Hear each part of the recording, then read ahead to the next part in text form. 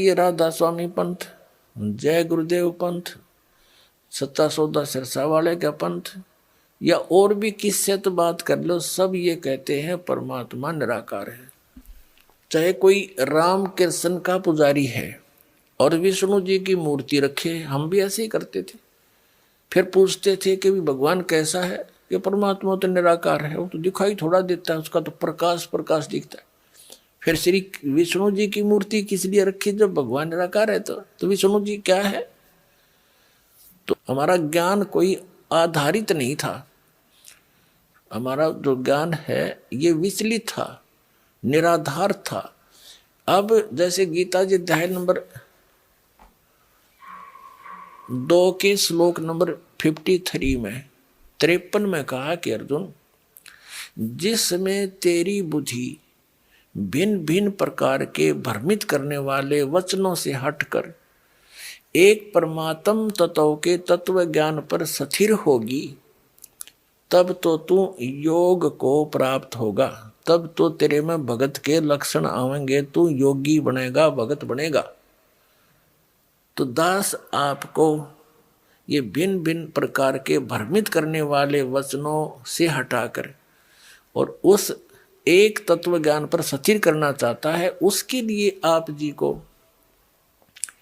सभी धर्मों के धर्म ग्रंथ आपके रूबरू करता है ये दास, और जो उस धर्म के धर्मी वर्तमान के जो प्रवक्ता हैं, वचन करता है, या अब से कुछ 100-200 वर्ष पहले तक के आ रहे हैं, जो अपना अनुभव बना करके,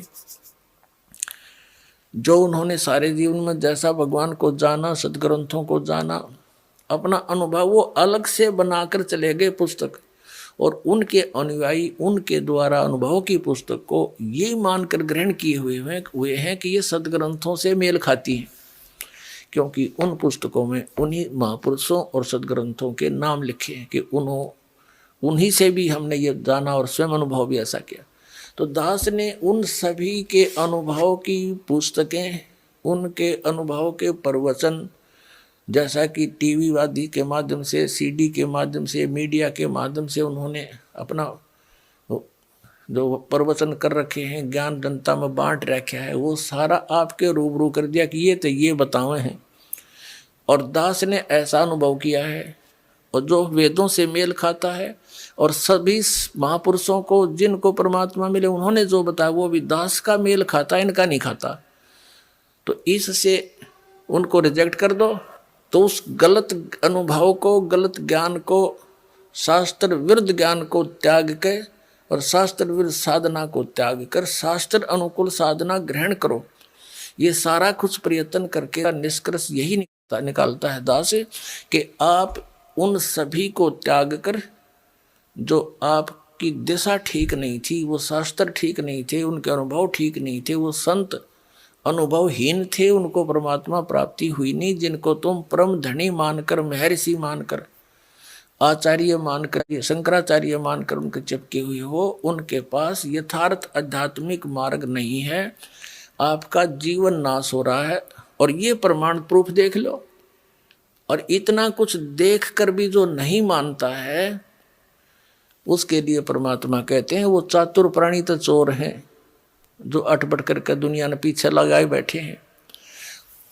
कहते हैं चातुर प्राणी चोर हैं, ये मूड मुग्ध हैं, ठोठ, इतना ज्ञान देखकर, प्रमाण देखकर भी उनके चिपके बैठे हैं, वो हैं मूड ठोठ, बिना अकल के, और वो संतों के नहीं काम के, उनको दो गल जोट। तो परमात्मा कहते हैं कि वो फिर हमारे काम के भी कोई नहीं, वो वहीं वहीं मरे रहो, फिर और क्या इलाज है उनका। इतने प्रमाण देखकर और फिर विष खाने की तैयारी में, तो या तो वो नशे में है या कति मूढ़मती। फिर क्या बताते हैं कि जानबूझ साची तजय। एक भक्त ने अपने गुरु को कहा कि गुरुदेव आप संत हैं, और संत वही हो जो सच्ची बोले। पहले तो उसने उसको तैयार किया नो विवश करने को कि ये कदे अटपट ना कर जा। और भगत भगवान के मार्ग में झूठ बोलो, भगत कैसा है? कहाँ बेटा बच्चा ऐसा ही है कि आप अपनी आत्मा से बताइए जो पुस्तक ये मैंने पढ़ी है और ये आपके अनुभव के विपरीत है, या सच्ची है या झूठी। तो उसने कहा भाई तेरे को सच्ची लगती होगी तू ग्रहण कर ले, मैं तुझे बाधा थोड़ा ही कर रहा हूं, मुझे तो अच्छी लगती नहीं। तो उनको कहते हैं जानबूझ साची तजय और करे झूठते ने, ताकि संगत है प्रभु सौपन में बना दे। इसे दुष्ट के दर्शन भी नहीं करे, सपने में भी जानबूझ कर। किस लिए? सिर्फ अपनी वो मेहनता ही ना छूटे, और कलगदा बनेगा वह मेहनता ही वहां छूटेगी, फिर मारेगा कड़म लठ कुमार, डायमंड का बोरा कब्र पर होगा। तो हमने जो भी संत महंत आचार्य ऋषि महर्षि शंकराचार्य संत हैं, ये सभी परमात्मा के लिए ही निकले हैं। अभी तक तो चलो जैसा भी हम धोखे में थे, संत भी थे और भगत भी थे। अब इस दास ने कति क्लियर कर दिया। अब इन संत महंतों ने या तो ये बताना चाहिए कि रामपाल झूठ बोला है, एक पॉइंट गलत सिद्ध कर दो मेरा, और नहीं तो अपना कल्याण कराओ। आओ, मान बढ़ाई क्या है इसमें?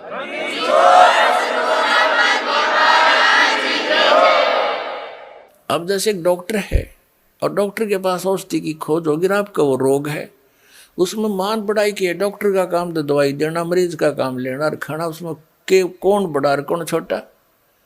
डॉक्टर डॉक्टर ही है, दवाई उसने देनी है क्योंकि उसको वह मिल गई है। तो दास के पास इस जन्म मरण के दीर्घ रोग को नाश करने की वो यथार्थ औषधि, यथार्थ मंत्र हैं, जो आज तक न ब्रह्मा जी को प्राप्त हुए, न विष्णु जी को, न शिव जी को। वो दास के पास उपलब्ध।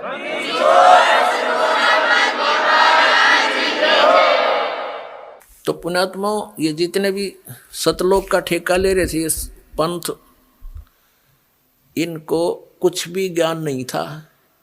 हमारे वेद बताओ परमात्मा नराकार मनुष्य सदृश राजा के समान देखने योग्य, वहां से गति करके आता, अच्छी आत्माओं को मिलता है। वो परमात्मा 3 प्रकार से सबकी देखभाल करता है, धारण पोषण करता है। एक तो सतलोक में रहकर तेजो में शरीर है उस परमात्मा का, करोड़ सूर्य मिला दे करोड़ चंद्रमा, इतना एक रोमकूप का प्रकाश है, इतना नूर है उस मालिक की पूरी बॉडी का। एक रोमकूप में इतना है तो सारे शरीर में कितना प्रकाश होगा, ये आइडिया लगाया जा सकता है।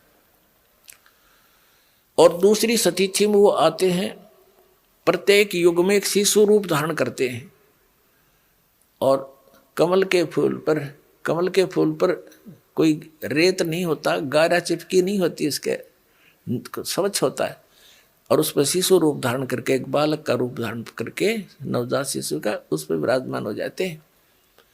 जल के अंदर कमल के फूल होते हैं, तो नारायण जल के ऊपर आके निवास करने के कारण परमात्मा को नारायण कहने लगे। ये नारायण की जो परिभाषा है, ये उपमा कबीर परमेश्वर सत्य पुरुष के ऊपर है, लेकिन हम अन्य को भी फिर नारायण कहने लगे। जैसे भगवान विष्णु शेष नाग पर लेट गए समुद्र में, तो उसको नारायण कहने लगे। ये भी नारायण है, लेकिन रियल नारायण कोई वो कबीर साहब हैं। जैसे एक डिप्टी कमिश्नर भी साहब कहलाता है, एक कमिश्नर भी साहब कहलाता है, मंत्री को भी साहब कहते हैं, और मुख्यमंत्री भी साहब कहलाता है, प्रधानमंत्री भी साहब है, राष्ट्रपति भी साहब है। तो कहने का भाव ये है कि साहब तो सारे हैं, परंतु इन साहबों में अंतर बहुत है, और वास्तव में साहब तो हमारे राष्ट्रपति और उसके बाद प्रधानमंत्री ही साहब असलियत है, तो बाकी उनके अनुचर हैं, उनके सहयोगी हैं, ये समझ लो। तो वास्तव में एक ही है नारायण, तो कबीर भगवान सतपुरुष। तो ये दूसरी प्रकार की जो सतीथि परमात्मा शरीर की धारण करते हैं, नवजात शिशु रूप धारण करते हैं, और कमल के फूल पर विराजमान होते हैं। कमल का फूल सरोवर में होता है, वहां से निसंतान दंपति उठा लाते हैं। धीरे धीरे जब परमात्मा बड़े होने लगते हैं तो वो दूध नहीं पीते यहाँ का, ना कुछ आहार करते हैं। तो उसके लिए परमात्मा को कंवारी गायें दूध देने लगती हैं उस मालिक के आशीर्वाद से, और उन कंवारी गौओं से उस शिशु रूपधारी परमात्मा के बचपन की परवरिश की लीला उन कंवारी गायों के दूध से होती है। वो ऐसी लीला करते ही करते हैं, और यही वेद बता रहे हैं। तो ऐसी लीला की किसने है? 600 वर्ष पहले कबीर परमेश्वर जी ने ये लीला करी थी। सतलोक से आए थे, कमल के फूल पर विराजमान हुए थे, उनका कोई माता पिता नहीं है। वहां से नीरू नीमा नाम के 2 मुसलमान दुल्हा उठा ले गए थे, पति पत्नी थे, और वहां 25 दिन उन्होंने कुछ खाया पिया नहीं। उन्होंने चिंता बनी कि बच्चा मरेगा, तो परमात्मा की रजा हुई। एक साधु रूप में परमेश्वर के आदेश से एक साधु आया, वो थे भगवान शिव जी, वो पहचान नहीं सके उनको। उन्होंने बताया कि कुंवारी कबीर परमात्मा को गोदी में लिया शिव जी ने संत रूप में। तो परमात्मा बोले थे कि इनको कहो, नवजात शिशु 25 दिन के बालक बोल रहे हैं कि महाराज जी इनको कह दो एक कुंवारी गाय ले आवें और उसको वो दूध देगी, आप थपकी लगा देना, उसके कमर पर आशीर्वाद देना। ऐसा ही किया गया। वो कुंवारी गाय दूध देने लगी, कबीर परमात्मा पिया करते थे। ऋग्वेद मंडल नंबर 9 सूक्त नंबर 1 मंत्र नंबर 8 और 9 में यह सतिथि बताई है कि सर्व उत्पादक प्रभु, सब पापों का नाश करने वाला, वो 3 प्रकार से की शरीर की सतिथि से हम सबका धारण पोषण करता है। तो दूसरे प्रकार की ये सतिथि, ये नवजात शिशु रूप धारण करके आते हैं। फिर धीरे धीरे जो कुंवारी गाय के दूध से उनकी परवरिश की लीला होती है, फिर धीरे धीरे बड़े होते हैं। तो छोटी उम्र में 5 वर्ष की आयु में ही बड़े बड़े विद्वानों के छक्के छुड़ा देते हैं, क्योंकि वो उपदेश करने के उद्देश्य से यथार्थ ज्ञान देने के लिए ही आते हैं। 600 वर्ष पहले परमात्मा आए थे, 120 वर्ष तक ये रहे और ये लीला करके चले गए थे। ये तत्व ज्ञान का प्रचार कर गए थे, और आदरणीय धर्मदास साहिब जी ने लिपिबद्ध करके कबीर वाणी, कबीर सागर, कबीर बीजक ये ग्रंथ बनाए थे। वो आज दास के पास उपलब्ध हैं। उनके रहस्य को भी परमात्मा ने दास को ही समझाया है। ये कबीरपंथी जो पहले वाले नहीं समझ सके, जिस कारण से ये गलत नाम जाप करते रहे। सतनाम का इनको पता नहीं, वो 2 अक्षर का नाम है, तो सभी कुछ भूला हुआ था। तो तीसरी जो सतिथि है उनके शरीर की, तीसरी है, वो कहीं भी आ जाते हैं, साधु संत रूप में प्रकट हो जाते हैं। ऋषि, जैसे पहले ऋषि परंपराएं थी सतयुग त्रेता द्वापर तक, तो ऋषि रूप में आते थे, ऋषि कहलाते थे। सतयुग में सतसुकृत ऋषि, त्रेता में मुनिंद्र ऋषि, द्वापर में करुणा में ऋषि, और कलयुग में संत मता चलाया परमात्मा ने। तो कलयुग में कबीर संत, कबीर जी को कवि भी कहा करते थे। ऋग्वेद मंडल नंबर 9 सूक्त नंबर 96 96 के मंत्र 16 से 20 तक की समस्या हल कर रखी है, स्पष्ट कर रखा है कि हे परमात्मा, आप अपना गुप्त जो नाम है रहस्य वाला वो बताओ। तो 17वें श्लोक में बताया है कि वो कबीर देव है उसका नाम, और कवियों की तरह आचरण करता है। उस तत्व ज्ञान को कवित्व से, यानी पद्य भाग में बोल बोल के लोकोक्तियों के माध्यम से उच्चारण करता है, जिस कारण से वो एक प्रसिद्ध कवियों की भी उपाधि प्राप्त करता है। लेकिन वो होता है कबीर देव भगवान, वो अमर पुरुष होता है, सतपुरुष होता है, और वो सतलोक में रहता है। तीसरे भाग में, तीसरे लोक में, मुक्ति धाम में विराजमान है, सतलोक में। वहां से गति करके आता है। वही परमात्मा ऊपर से, सतलोक से ऊपर 4था लोक है, उसमें भी विराजमान है। और जहां से सब की उत्पत्ति हुई है वो मूल स्थान है अकह लोक। और वो परमात्मा ऐसे आता है जैसे मनुष्य सुंदर शरीर धारण कर लेता है, ऐसे मनुष्य जैसा शरीर यानी वस्त्र धारण कर लेता है, ऐसे वो परमात्मा अन्य रूप बना करके यहाँ आता है। तो ये लीलाएं की किसी ने? कबीर परमेश्वर ने।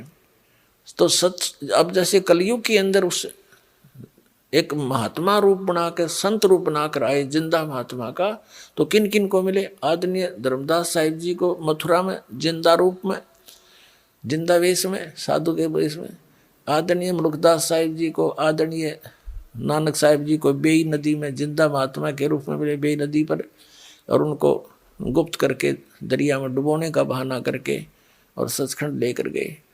आदरणीय दादू साहिब जी को, आदरणीय गरीबदास साहिब जी गांव छुरानी जिला झज्जर वाले को, आदरणीय गीसा दास साहिब जी को गांव खेखड़ा जिला मेरठ उत्तर प्रदेश वाले को।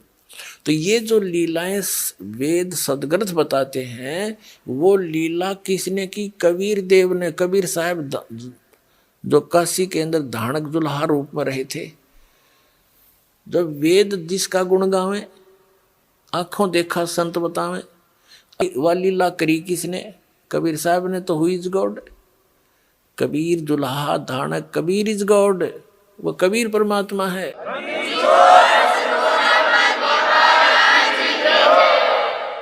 जो प्रसंग चल रहा था कि नकली पंथों ने जो काल के चलाए हुए हैं, कभी काल ने कहा था 12 पंथ करूं मैं साजा, नाम तुम्हारा ले करूं आवाजा। 12 पंथ नाम जो ले ही, मेरे मुख में आन समोई। और अनेक पंथ चलाऊं, या विद जीवों को भरमाऊं। जाओ जोग जीत संसारा, जीव न माने कहा तुम्हारा। जीव तुम्हारा कहा न माने, हमारी ओढ़ हो बाद बखाने। और वही हो रहा है। भगवान आए कबीर साहब, उद्मस्तार दिया नकली ऋषि में, ऋषि आचार्य और शंकराचार्य और इनके चेलिया ने ऐसा जुल्म ढाया था भगवान के ऊपर, पूछो मत। अगर वो कहानी आपको सुनाने लग जाए तो आंखों से आंसू नहीं सूखे। दास की तो सूखती नहीं, क्योंकि इसे परिचित हो गया, क्योंकि उस संघर्ष से दास भी आगे बढ़ रहा है, उसी में से गुजर रहा है। तो क्योंकि उसमें जनता अशिक्षित थी, श्रद्धालु अशिक्षित थे। एक संस्कृत भाषा के जानने वालों को महर्षि और महापुरुष की पदवी दे दी गई थी हमारे द्वारा। अब परमात्मा ने पहले यह दया बख्शी कि अपने बच्चों को अक्षर ज्ञान कराया, और अब वो तत्व ज्ञान जो भगवान ने 600 वर्ष पहले बोला था, दास ने उन सदग्रंथों से मेल करके दिखा दिया कि जिसको ये अनपढ़ अशिक्षित कहा करते थे। एक जुल्हा धानक कवि मान के जिसकी फाइल बंद कर रखी थी, वो पूर्ण परमात्मा है। 600 वर्ष पहले वेद और गीता और शास्त्रों वाला ज्ञान उन्होंने वर्बली बोल रखा है। धर्मदास जी ने लिख रखा है सिंपल लैंग्वेज में, और वही वेद पुराण गीता बताते हैं। तो कौन है भगवान? तुम संस्कृत के जानने वालों को आज तक नहीं पता इनके गुण रहस्यों का, और 600 वर्ष पहले बता के गए हुए हैं। तो वो खुद परमात्मा है।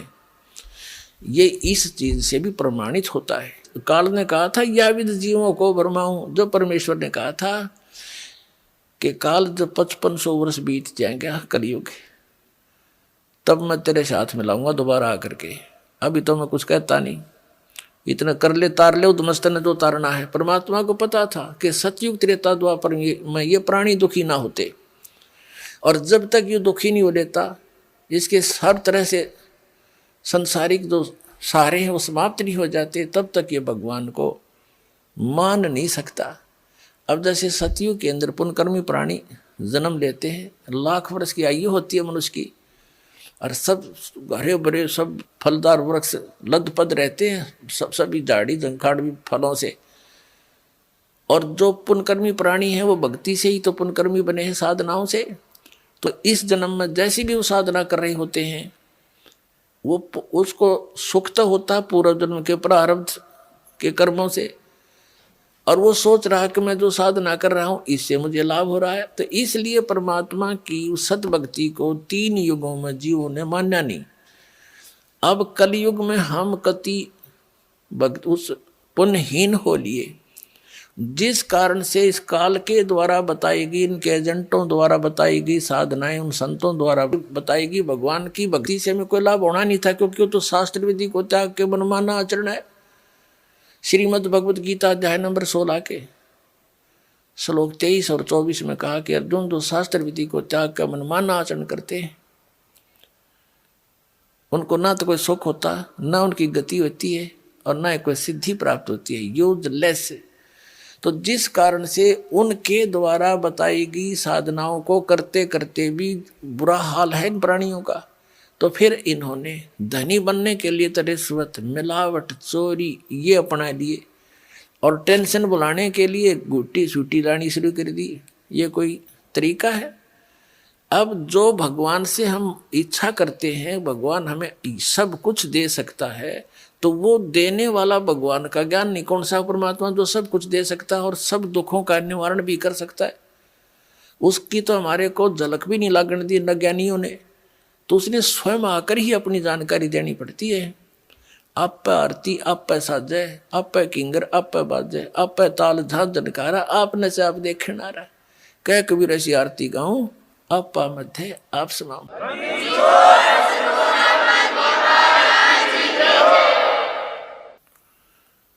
तो उस परमेश्वर ने आकर के स्वयं जानकारी दी, आपको शिक्षित किया। पुण्यात्माओं, इस शिक्षा ने आपको दूना डबोया है, आपको इतना कंडम कर दिया। इस थोड़ी सी शिक्षा पाके कोई अफसर बन गया, उसमें अभिमान का अंत नहीं। मंत्री बन जाए, एमएलए बन जाए, पूछो ना के बन गया, और मुख्यमंत्री बन गया, या कोई अन्य शिक्षा ग्रहण करके अप टू डेट बन के और पता नहीं क्या बन जाता है। तो ये अभिमान आ गया हमारे अंदर, श्रद्धा खत्म होगी, आतिथ्य गया हमारे से, यानी हम चतुर बन गए, कपटी बन गए, माया माया जोड़न में दिन रात स्कीम बनाए जाए। तो इस मालिक को पता था ये विष है इनके लिए, ये शिक्षा, यानी जो शिक्षा अब हमने प्राप्त की है और इसका दुरुपयोग किया है। डॉक्टर किस लिए बनता है बच्चा? कि घना धन कमाऊं। इंजीनियरिंग किस लिए करता है? कोठी गाड़ूं, बनते ही नौकर दूं। IAS IPS किस लिए बनते हैं? कि पैसे इकट्ठे करूं, बड़ा कोठी बनाऊं। तो हम पहले ही घुटी वो पी कर चलते हैं और फिर वही काम करते हैं, और वह जोड़ जाड़ कर एक मिनट में मृत्यु हो जाती है किसी एक्सीडेंट में, कोई रोग से। वो सारा छल लिया ना, जो पुण्य था वो परिवर्तित दूसरे ढंग में बदल दिया, कोठी और इन बैंक बैलेंस में खत्म करवा दिया, और आप खाली करके भेज दिया, लाद कर ढेर सारे पापों से काल। तो इस शिक्षा ने हमें कति कंडेम कर दिया। आपसी भाईचारा रहा नहीं, माँ बाप की कदर रही नहीं, भाई बहन का प्यार रहा नहीं, मुकदमेबाजी रोज करें एक माया के पीछे। तो मालिक नहीं चाहा था इनके ये विष इन तक आने दूं, लेकिन यह मजबूरी थी। इसके बिना परमात्मा ने पता था इस रोग का तो नाश कर देंगे जो बुराई में आएगी इस शिक्षा से। एक बार ये भगवान को पहचान ले, फिर तो परमात्मा के पास ऐसा साबन 1 मिनट में धो देगा सारे ने, मैल भी साफ, ज्ञान भी हट जाएगा, बुराई भी छूट जाएंगी। कौन छुएगा इस विष को? तो इसलिए परमात्मा ने आपको शिक्षित करना पड़ा, अक्षर ज्ञान दिया। वेदों और गीताओं और सभी नकलियों के अनुभव से तुलना करके ही आप उनको छोड़ सकते हो, पहचान सकते हो ओरिजिनल और डुप्लीकेट को। अभी तक हमारे पास ये विकल्प नहीं था कि ये संत कह रहा है यह सच्ची है, यूं कह रहा है यह सच्ची है, तीसरा कह रहा है वो सत्य है, या चौथा कहता वह सत्य है। जिसके वचन हम सुनते थे हमने सारे अच्छे लगे थे, क्योंकि हमने कुछ पैमाना तो था नहीं, तोल जा, हमारे पास वो बट्टा नहीं था जिस पर धड़के तोल लेने कितना वजन है इसमें। इबदास ने वो दे दिया पैमाना आपको, वो परमात्मा के दिया हुआ ISI मार्ग का, कि इनने नाप देंगे। 2 मिनट में नाप दिए सारे कच्चे रे कच्चे, एक नहीं पाया डंका।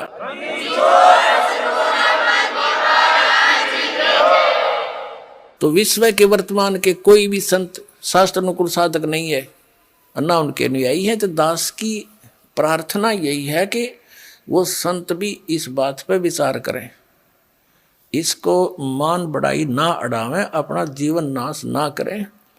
और ये तो इस मार्ग ने तो वो रोक के नहीं सकते, या तो भूल जाना। और जनता ने सबने आना पड़ेगा। 2 दिन पाछाओंगे वो पछताएंगे, और उन नकलियों को धक्काने भी गए कि उन्हें साची समझ कर भी ना मानने दिया हमारे को। अपने आत्माओं जो TV चैनलों पर चल रहा है परमात्मा का ज्ञान, ये कोई हम कोण में बैठ के गीत नहीं गा रहे। विश्व स्तर के चैनल हैं, और एक चैनल पर कहीं पर भी कोई छोटी सी कोई सूचना आ जाती है तो पूरे विश्व में फैल जाती है। और इसने 3-4 वर्ष हो गए परमात्मा के ज्ञान को चलते को, और कोई बोल के दिखाओ ज्ञान में, वो बकवाद तो करो कैसी, पर ज्ञान को कंडम करके दिखा दो, एक भी पॉइंट परमात्मा के जो दास ने ज्ञान बताया।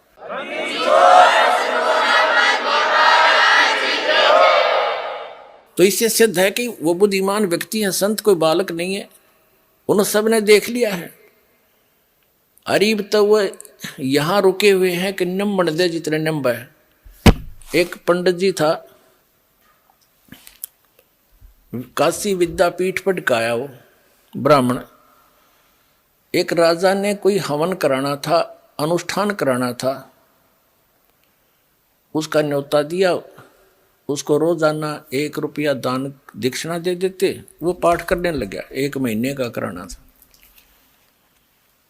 अब उस विद्वान की पत्नी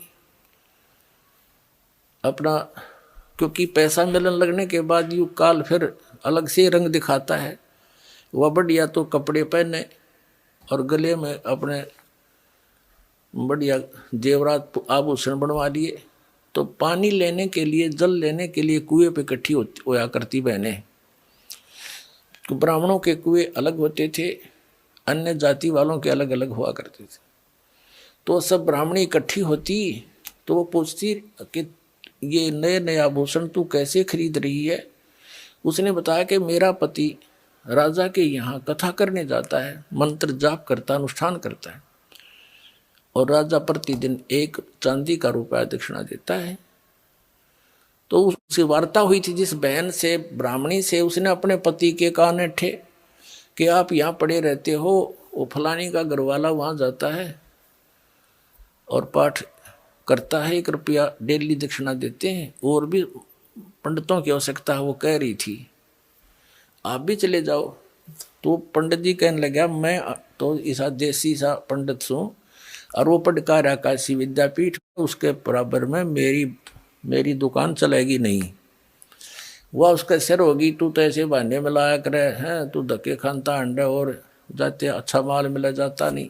ज़्यादा कहने से वो चला गया। और क्योंकि ऊपरली वेशभूषा तो ब्राह्मण की एक जैसी हो है, मंत्री से कहा जी मैं भी ब्राह्मण हूँ। कहा जब पंडित जी बैठो, उसका एक आसन लगा दिया और माला दे दी कि तो भी मोल दे, जब मंत्र के ले बैठ के। अब उन मंत्रों ने सुना कोई नहीं करता, वो पंडित अपने करते रहे, राजा लोग अपने मौज मस्ती कहीं घूमते रहो।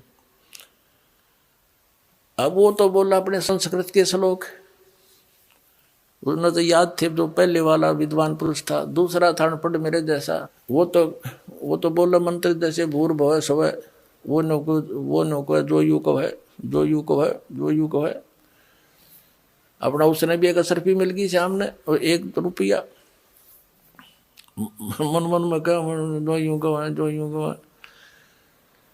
अगले दिन 2 दिन पीछे हुआ भी, फिर उसकी पत्नी भी लागी ऐसे हार श्रृंगार पैर के गई।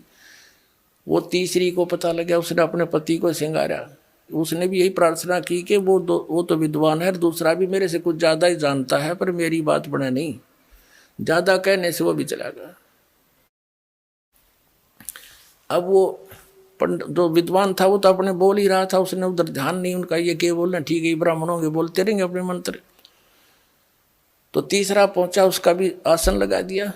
पहला अपना संस्कृत बोल रहा है श्लोक शुद्ध, दूसरा है, तीसरा यूं गए कब तक नंबेगी, कब तक नंबेगी, कब तक नंबेगी, कब तक नंबेगी, कब तक नंबेगी, मारी बकवाद।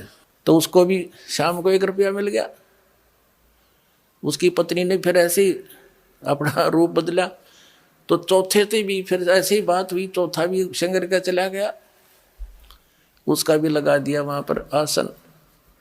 अब पहले वाला तो बोलता है शुद्ध संस्कृत के श्लोक, दूसरा कहता है तीसरा कहता कब तक नंबेगी, कब तक नंबेगी, चौथा बोला नंबर दे जब तक नंबेगी।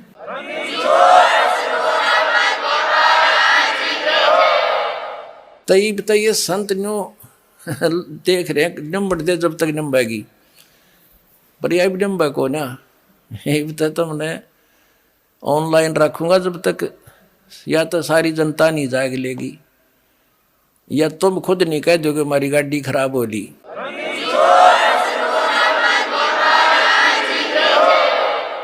एक भक्त कह रहा था कि 2-3 प्रकार के यात्री होते हैं। जैसे कोई बस जा रही है और बस रुकेगी और साथ में दूसरी बस खड़ी होगी, तो बुद्धिमान तो तुरंत समझ जाते हैं गाड़ी में कोई गड़बड़ है भाई, या झटके बटके मार के चल है, उतर कर तुरंत दूसरी में चढ़ जाते हैं। ये तो फर्स्ट टाइप के बुद्धिमान है। दूसरे ऐसे होते हैं कि कंडक्टर नीचे बढ़ कर देखने लगेगा, वो समझ जाएगा कि ये तो गड़बड़ हो ली, तो तब उतरेंगे। और तीसरी टाइप के इसे निकट्ठू होते हैं कि कंडक्टर ड्राइवर भी दूसरी बस में चढ़ लेंगे ना, कति कंडम कह यार बिगड़ दी भाई, बोला जब उतरा कर उस गाड़ी में।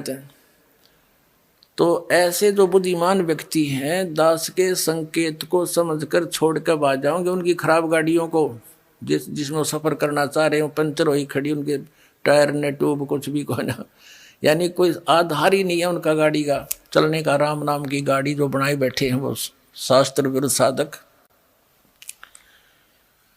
और फिर शेष जब आओगे, जब उनके गुरुजी ने कह देंगे भाई सालो सचमुच हमारा तो हमारे पास ज्ञान नहीं था, वो भी बुद्धिमान व्यक्ति होता है जो नो कह दे भाई गाड़ी खराब हो रही या ठीक नहीं चल सकती और तुम अपनी व्यवस्था और कर लो। तो ये संत तो उन ड्राइवर कंडक्टर तो भी निकम्मे हैं, नो ना कहेंगे हमारा द्वारा भक्ति नहीं है और जाओ तुम ले लो नाम वाला जाके, ये तो उनसे भी नालायक हैं फिर तो कहने का भाव ये है पुण्यात्माओं, अब ये परमात्मा कबीर जी का आदेश है कि पूरे विश्व में ये सत संदेश जावेगा, पूरी पृथ्वी के जीव प्राणी परमात्मा के बच्चे बतेरे युगों से दुख पा रहे हैं, अब ये इस नाम को ग्रहण करेंगे, सतनाम को।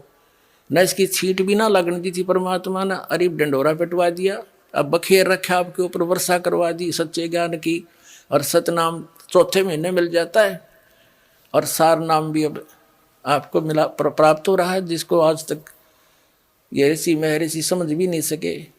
तो अब ये पूरे विश्व में जाएगा और सभी संतों को इस सत्य ज्ञान का लोहा मानना पड़ेगा, और उनकी भलाई है वो माने इस बात को, और अपना भी कल्याण करावें और उस परमात्मा के बच्चों को काल के उसमें भाड़ में ना झोंकें।